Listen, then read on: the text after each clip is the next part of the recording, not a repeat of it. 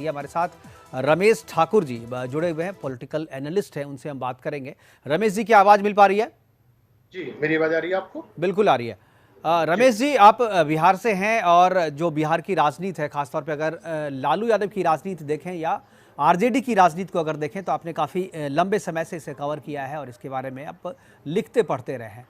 क्या आपको लगता है कि जिस तरीके से तेजस्वी यादव अभी चुनाव से पहले माफ़ी मांगने की कवायद कर रहे हैं, माफ़ी मांगने की बात कर रहे हैं, क्या आपको लगता है कि सही में इससे काम चल जाएगा राजद का, और जो वोट का बिखराव है या जो नया समीकरण जो एक सोशल इंजीनियरिंग करने की फिराक में है, एक जो फॉरवर्ड क्लास को लेकर के जो उनकी गणना है लालू यादव की, क्या आपको लगता है कि इस माफ़ी के बाद जो है वो ठीक हो जाएगा सब चीज़? नहीं मुकेश जी, मैं बिहार से ताल्लुक नहीं रखता हूँ। मैं कभी आज तक बिहार भी नहीं गया हूँ। रही बात जो माहौल बन चुका है इस समय, जो तेजस्वी यादव जिस तरीके से अपने पुरानी चीज़ों को लेके, तब तक तो उनका बहुत छोटे रहे होंगे, उनका जन्म भी जब हुआ होगा तो उस समय तो उनकी राजनीति शायद शुरू भी नहीं होगी, जाना भी नहीं होगा किस तरीके से उनके पिता ने राजनीति करी है, उनके माता ने राजनीति करी है। लेकिन हाँ, जब पॉलिटिकल का जो सिनेरियो पूरी तरीके से बदल चुका है, उसके बाद में इनका राजनीति में उदय हुआ है। अब यूं कह लें, जब जिस समय पिछली बार जब गठबंधन इनका हुआ था नीतीश कुमार के साथ में, तो यही एक ऐसे नेता थे, तो चाहे उपेंद्र यादव हो गए या कोई पार्टी के बड़े नेता थे, तो उनको यही कहना था कि जो तेजस्वी यादव हैं वो पॉलिटिकल में बहुत अनमैच्योर व्यक्ति हैं, अनमैच्योर हैं, उनको पॉलिटिक्स के बारे में कुछ नहीं आता है। अब जिस तरीके से भी गठबंधन की बात हो रही थी, उपेंद्र यादव को भी साथ में लाने की बात कही जा रही थी, और जीतन राम मांझी को भी साथ में लाने की बात कही जा रही थी कि साथ में चुनाव लड़ा जाए। दोनों नेताओं ने इनको नेता मानने से मना कर दिया कि हम नहीं। जब हम इतने खाटी के नेता हैं, हमने नीचे से लेकर ऊपर तक राजनीति देखी है, किस तरीके से बिहार की जनता को आगे बढ़ाना है, सरकार को आगे चलाना है, उसमें अगर हमसे बहुत ही एक जूनियर बच्चा अगर हम पे ऊपर राजनीति करेगा और हमें हुक्म देगा तो वो बर्दाश्त नहीं होगा। डिपेंड करता है कि जनता उनको माफी देती है कि नहीं देती है। जैसे मैंने बताया ना, पॉलिटिक्स में क्या होता है, जो स्थितियां होती हैं, जो परिस्थितियां के हिसाब से बदलती हैं। आज की परिस्थितियां जो 15 साल पहले की हम बात कर रहे हैं, उनके शासनकाल की बात कर रहे हैं, उनसे बिल्कुल भिन्न है, बिल्कुल जुदा है। अब अच्छा, यही बात आ जाती है कि 15 साल का जंगल राज, सुशासन बाबू जो नीतीश कुमार है, इस समय कह रहे कि उनका जो जंगल राज था, यही चीजें वो उस समय भूल जाते हैं जब आरजेडी के साथ में मिलके ये लोग चुनाव लड़ते हैं।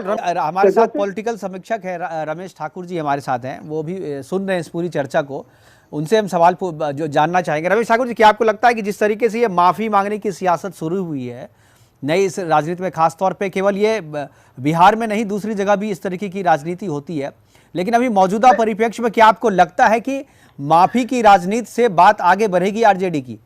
नहीं, आपने पूरे ये चर्चा का लब्बो-लुभाव जो आपने एक उदाहरण दिया कि वो 100 साल के बाद में जब जलियांवाला कांड हुआ था, तो एलिजाबेथ आती है, माफी मांग लेती हैं। तो उसका क्या मतलब? साल भर के बाद में, 100 साल के बाद में, जब 15 साल के बाद आप किसी चीज की माफी मांगते हो, तो मुझे लगता है उसकी रेलेवेंसी कुछ नहीं होती है। बिल्कुल। लेकिन दूसरी बात है, अगर ये पर पार्टी अगर राजनेता शुरू करते हैं कि अपनी कोई गलती मानते हैं, तो ये बहुत अच्छा है।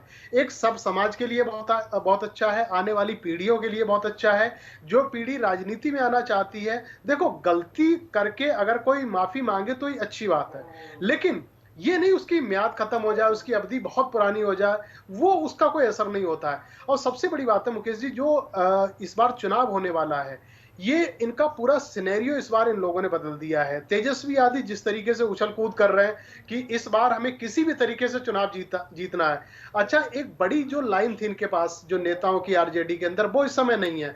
लालू यादव इस समय चुनाव में ज्यादा सक्रिय नहीं हो पाएंगे, सबको पता है। उनसे जुड़ी दूसरी पार्टियां थी, वो उनके साथ में नहीं हो पाएंगे। अच्छा, वर्चुअल रैली जिस तरीके से इस बार हो रही है, अक्टूबर में चुनाव है मेरे ख्याल से, ये नवंबर में चुनाव को, हाँ, नहीं, 29 नवंबर को तो कार्यकाल खत्म हो जाएगा, उससे पहले चुनाव करना ही होगा अक्टूबर में।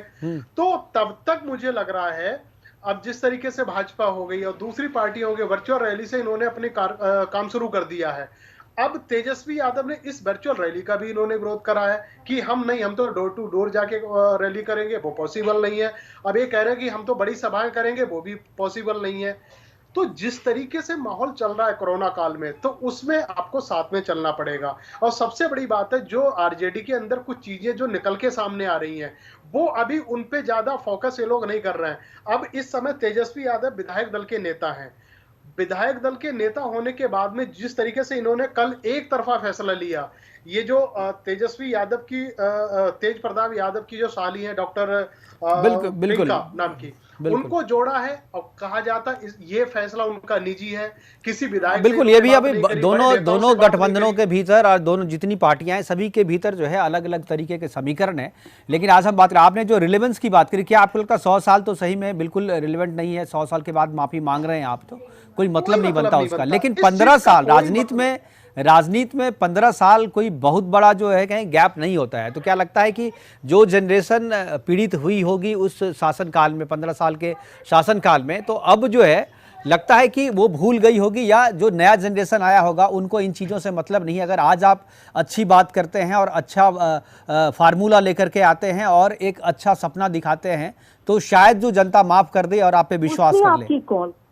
नहीं, मुझे लग रहा पूरे एपिसोड का जो यूथ है, यूथ के अंदर एक अच्छा मैसेज जाता है। अब आपने कहा कि 15 साल या 16 साल, देखो पॉलिटिक्स में एक साल बहुत ज्यादा होता है, एक क्षण बहुत होता है।